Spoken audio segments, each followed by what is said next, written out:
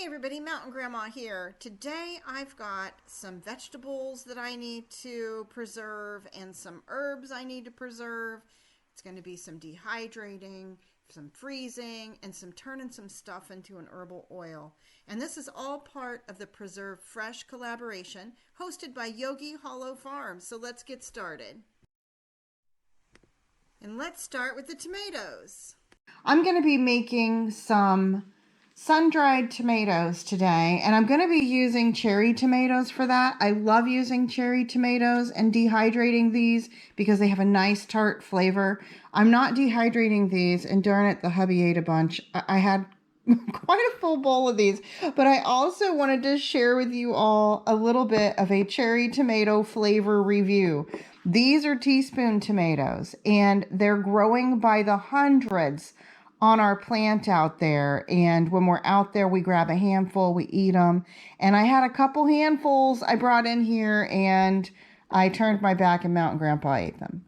So at least there's these. They're called teaspoon tomatoes. They are like candy, you guys. I love these. I'll be growing these on my porch next year, so we can just munch on them. We just love these things. So I wanted to share that about the teaspoon tomatoes.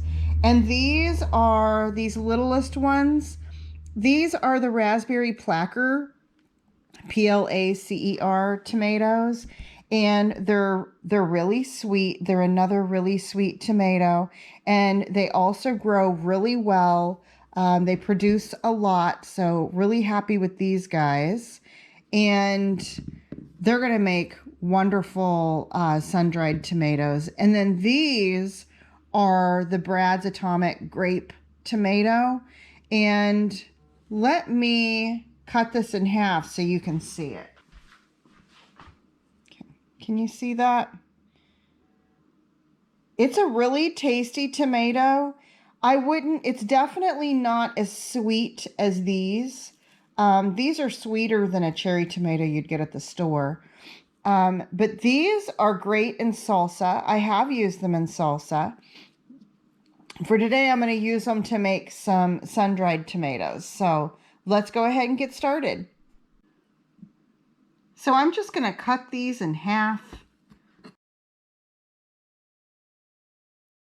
Now these grape tomatoes, I'm going to cut these in fourths. Like that. And I might cut some in thirds, but typically tomatoes, when you put them on your sheet, you want to put them skin side down onto your dehydrator sheet, because that way they won't stick. There is, sugar in your tomatoes, and if you put them down like this, they might stick to your sheet. So here's how I'm setting mine. All right, the next thing I'm going to do is also include these guys. I actually bought these at like a farmer's market, and it was before we started harvesting. So gosh, I've had them in the refrigerator for a good couple of weeks maybe. And they're not bad yet, but they will be. So I'm going to go ahead and get these cut up and put them in the dehydrator as well. All right, so all of the cherry tomatoes and grape tomatoes we have covered 3 trays, and you see how I have them right side up. There's a couple, there it is. Grape tomatoes I cut in thirds just to kind of see how that did. Otherwise, I cut those larger ones in fourths. Got another tray down here. So let's get these over to the dehydrator. All right, now while I'm doing that, I want to get some other things in the dehydrator as well. So here you're going to see me clip an oregano, and I'm going to gather some St. John's wort and some ginger and some eggshells.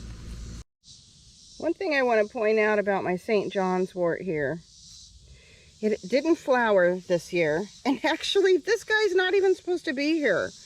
I harvested this last year, and I planted it out in my woods. Now, the one out in my woods is not thriving, so I need to find a new spot. It's getting overgrown with, like, other stuff. But this guy, I would love for it to flower, But I'm gonna harvest a bunch of this, and I might just, I'm at next spring, try to dig it up and try to move it again.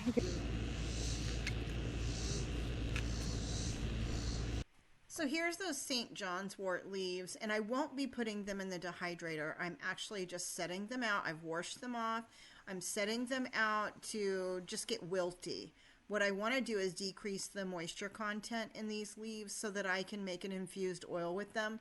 I don't usually use any fresh wilted leaves for an infused oil, but what I've heard with St. John's wort is that it actually results in a stronger, more potent oil for topical use, and that's the way that I'll be using it. So I'll set these aside and we will get back to that later. Okay, here's my dehydrator, and I've got some oregano that I harvested from the garden on one drawer, and then you can see I've got my 3 trays of the cherry tomatoes and grape tomatoes in there. I've got a tray of some garlic, or not garlic, sorry, ginger that I'm dehydrating, some banana peels and lime peels, and then also some eggshells. I'll dehydrate these and add those to my garden, or save them in a bag for when I need to add them to the garden. And then coming up here, this is the LEM dehydrator, and it has a little menu here for what you're dehydrating and what you should dehydrate them on. For vegetables, I'm gonna go ahead and put it at 130 degrees. Right about there. And this is gonna take probably, I suspect, 12 hours. I am gonna check on it periodically because I've got more than just the tomatoes in there though. Oregano is so easy to harvest. It doesn't get any easier than this. Okay, I've got the ginger that I pulled out of the dehydrator, and I'm gonna put that in this jar here, and then seal the top on it to make sure that it all stays dry and fresh for me.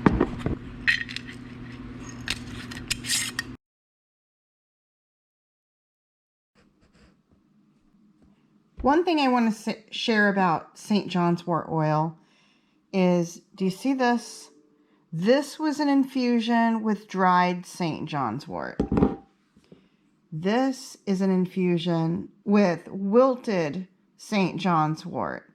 I've heard that this is stronger when you use St. John's wort that has been fresh, set out to like dry overnight, just so it can be wilted to lower that water or moisture content of the leaves and the flowers. And then you make an infusion from that, which I've never done before. I'm a proponent of always using dry herbs, but because I heard the St. John's wort was actually stronger using this method, I've tried it this time. And I'm believing it. I don't know that you can tell too much. It's looking more green in the camera, but it's actually got like a little bit of a red hint to it too. So I'm excited to be using St. John's wort like this, in hopes that it really is true that it's stronger than this one. So I'll share that in a future video, what my opinions are on this. But this is the first time I've used like a wilted plant to do that with. So I thought I would share.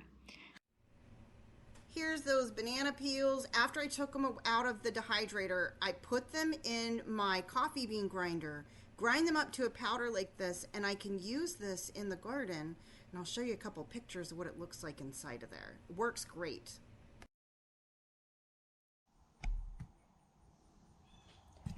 Right, here's my jar of the dried cherry tomatoes, and listen.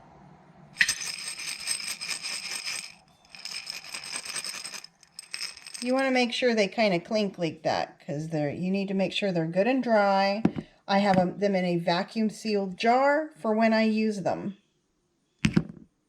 All right, my next project is I grabbed all of these fresh green beans from the farmer's market, and I want to get them cleaned, snapped, and then frozen. And before I freeze them, I need to blanch them first, because if you don't blanch your green beans before you freeze them, they're going to be all mushy.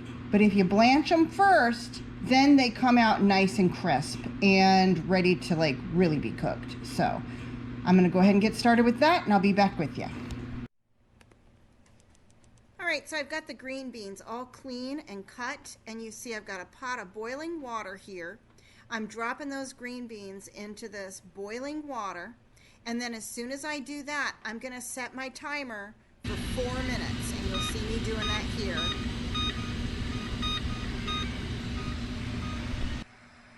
And then after 4 minutes, you take them out, immediately put them into cold water, like ice cold water.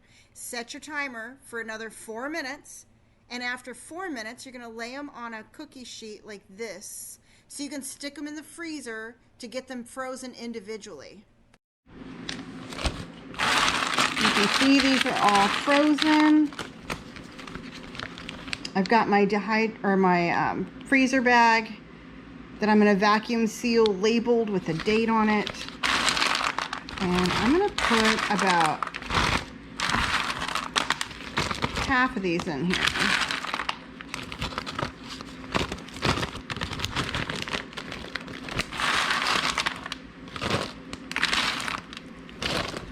And that's it. We'll let the vacuum sealer do its work, and then we've got a couple more great items to go in our freezer. I hope you enjoyed spending the day with me while I'm preserving some of our food and herbs, and I hope you're enjoying all the other great videos as part of this collaboration. Go check out the playlist at Yogi Hollow Farms, and until I see you next time, everybody, keep your joy, folks.